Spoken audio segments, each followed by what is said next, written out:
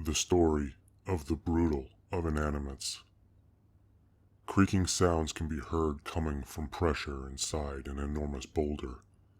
Sounds of cracking echo to the surface of the smooth, colossal stone. Blue and white light flickers off the smooth, gargantuan rock from plasmic beings that surround the giant boulder, monopolists of inorganic life. On an ancient but still habitable planet, on a hillside covered in orange grass, a ritual is being performed by plasma imperials. Plasma imperials hum and sometimes crackle like power lines from the electromagnetic fields holding their figures together. Looking like flaming liquid, blues and whites mixing, hovering off the ground, maneuvering and repelling using their strong magnetic fields. Makers of the sentient, rulers of a society of creatures brought to life. An inorganic society that they alone are the creators of. Plasmic beings are ageless. They have no history of coming into being. Unable to reproduce themselves, they must stay content in the matriarchal ability to awaken new life. Not fragile and not hardy, and capable of dying, the plasmic creatures rule the life they evoke tightly. They are not unfew in numbers, but time is infinite, and they, as with all, like to see much more of it. If they die, they will bring with them into oblivion the spark of inorganic self-awareness. They are the originators and protectors of a unique circumstance. When willing, they can call forth new life from this inanimate world to live and serve. The hierarchy of inanimates, their division of labor and class structure, is about to get a new member. When surrounding an object with their bodies, overlapping their fields in the center for long periods, generate strange subatomic particles. Plasmic beings' mysterious origin come into play when their extremely strong electromagnetic fields cause an atomic ichor to form, a quantum spark of life, generating and holding tremendous electromagnetic fields and concentrating it for long enough gives it time to begin to manifest in the macro world from the micro.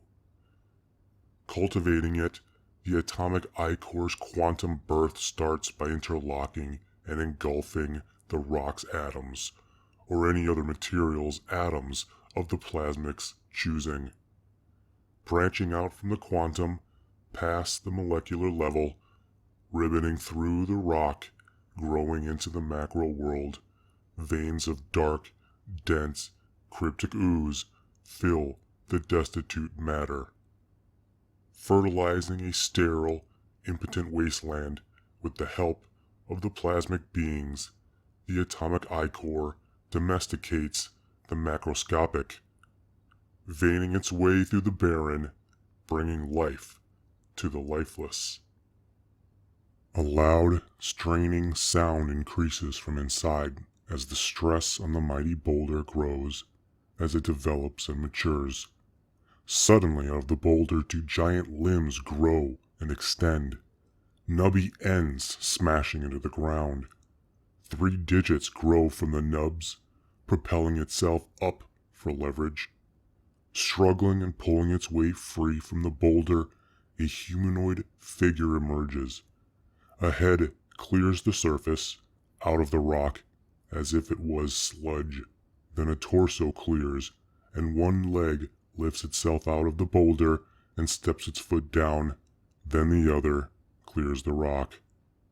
Made of smooth, somehow fresh-looking stone, the brutal stands for the first time.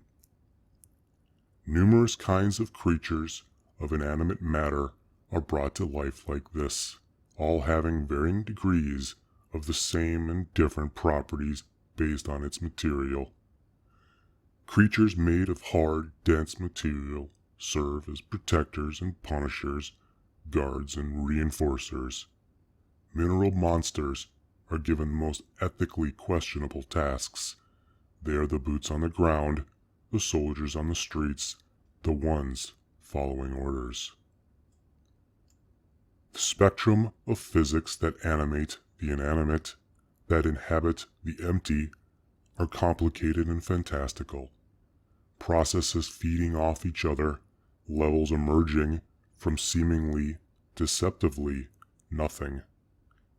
Multifaceted physics at different levels of reality work in harmony to achieve awareness, to create consciousness. Sentient activation when a criterion has been met.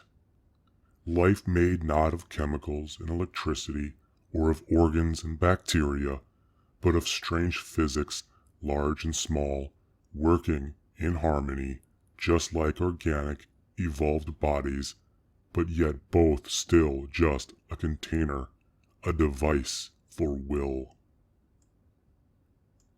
Surrounding Brutal, the Imperial's movements as they hover change from a gentle bobbing to erratic and agitated. The tension lies in the fact that plasma Imperials sometimes execute those blossoming from the bleak, as they call it, that are too strong. There is a danger to themselves, the galaxy, and possibly even the universe. Inanimates have varying levels of physical effects, some much more than others. Quickly Brutal developed his physics, the sign of their agitation, a sign of pending extremeness in powers.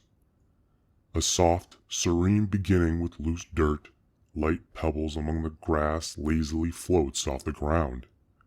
Brutal's invisible force spreading out while getting stronger, collecting larger and ever larger debris that all slowly rise and move, spinning like orbiting bodies.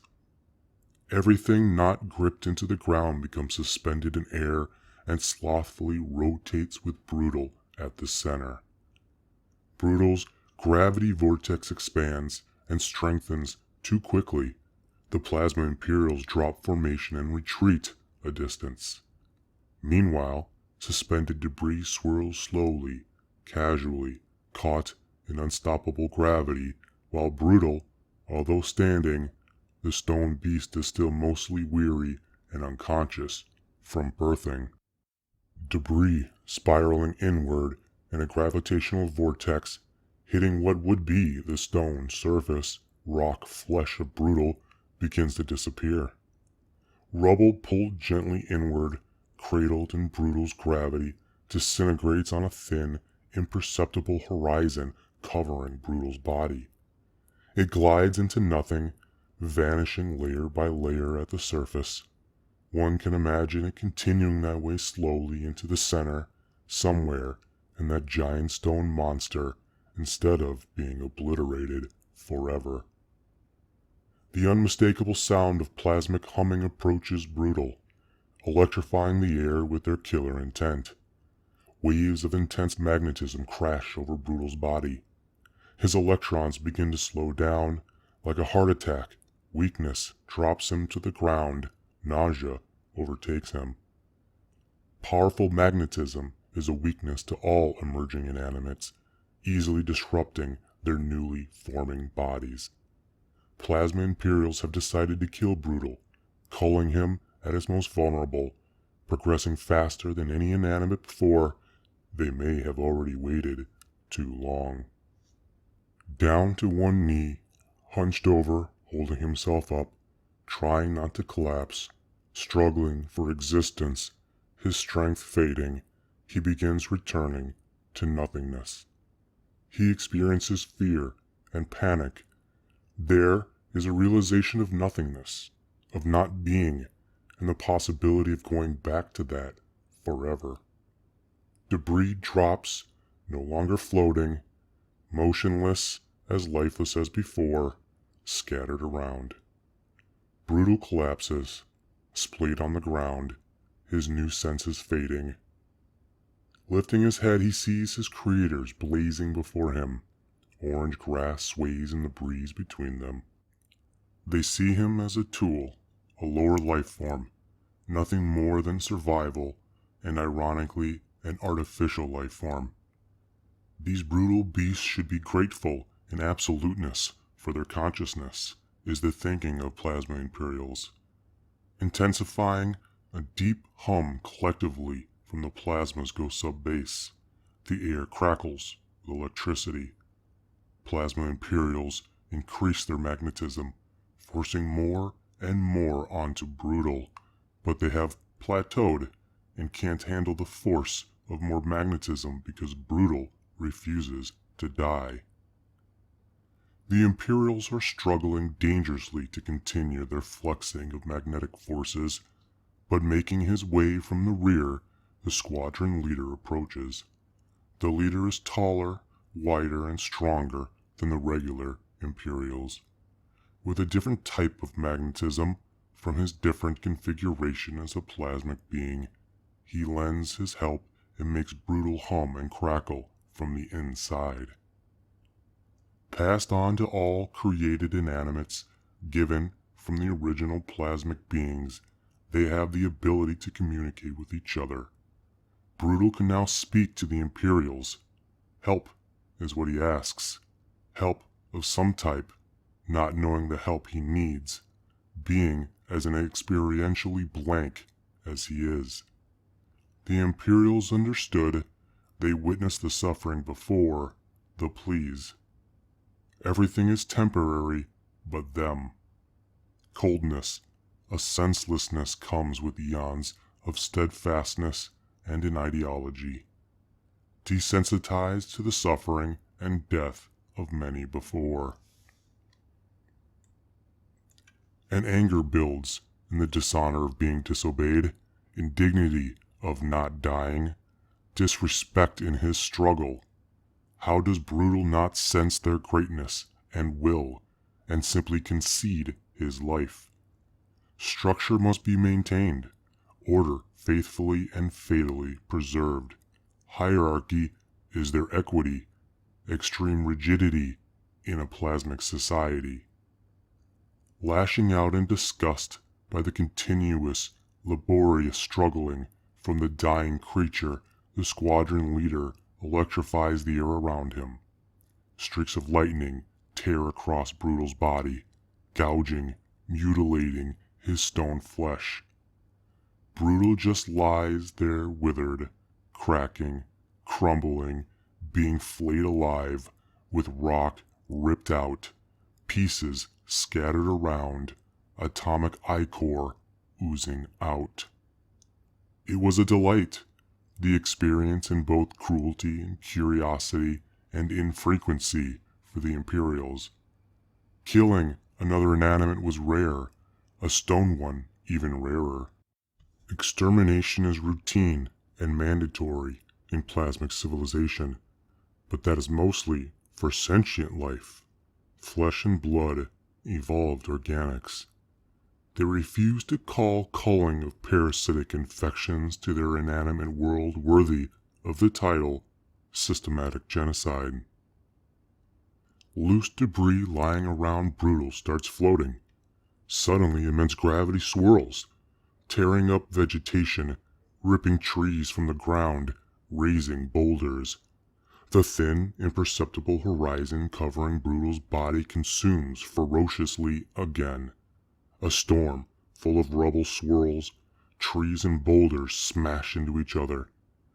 As he lay dying, fading into nothing, he heard something. Maybe it was the atomic ichor that brought him to life.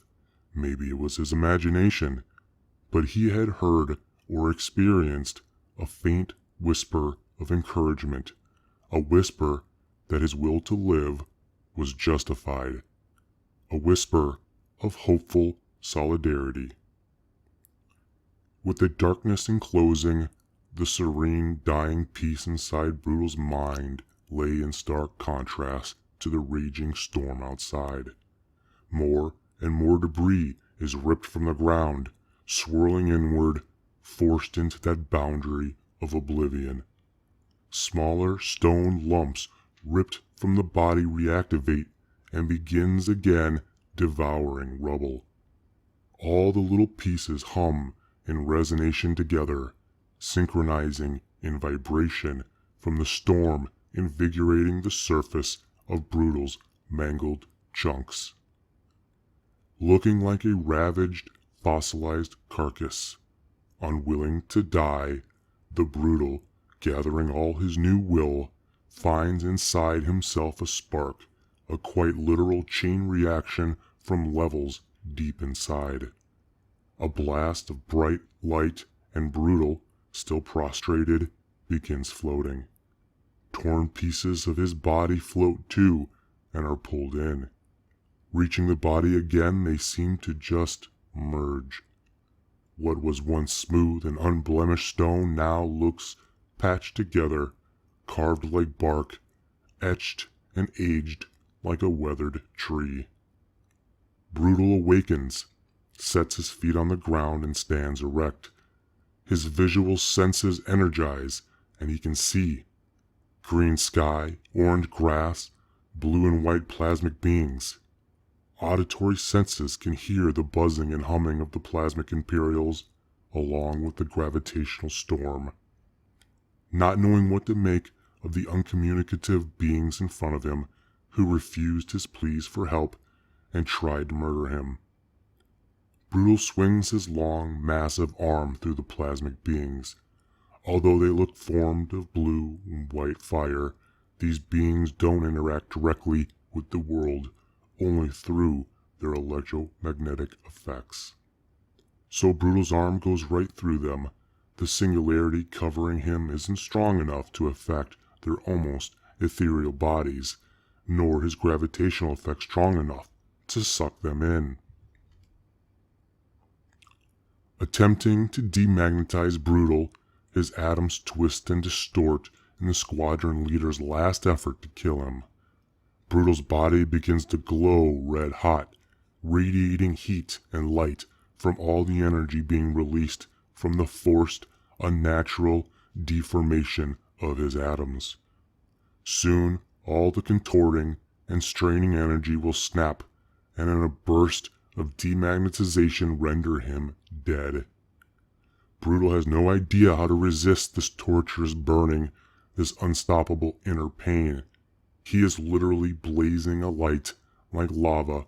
He is becoming soft, melting in agony, and again helpless. Though in spite of all this, Brutal's swirling gravitational vortex keeps growing. Despite the plasmic attempts, a giant storm, a hurricane of rubble, smashes all around them. The plasma Imperials are engulfed. An eerie hollow wind echoes out from the singularity covering Brutal's body. As the debris hits the surface, it spews like a quasar, a massive amount of white light and energy and extra material. The ground around Brutal is being torn away. With Brutal in the center, at the eye of the storm, it lacerates the planet, exposing millions of years of layers. The planet is slowly being strip-mined and vanishing. This walking sphere of gravity, this living black hole, turns half the planet into an open pit. One side of the planet swirls around Brutal, just a tiny dot in the center. Consuming, devouring an entire planet, it swirls down into Brutal, who devours every last little thing. Plasma Imperials and all. It was too much for even them. Never has an entire squadron of Plasma Imperials been taken out at once, let alone by a single individual, in the eons they can remember. He will bring fear to many. Brutal's stone body, rock flesh hardens, stiffens and cools as he drifts unconscious in cold, empty space, awakening in a room with shimmering, vibrating walls. A dark, diamond-shaped hole in the center of one wall. There is something moving towards him. Through the hole, a giant, winged, plasmic being flies through and orders Brutal to call him the Plasma Sovereign.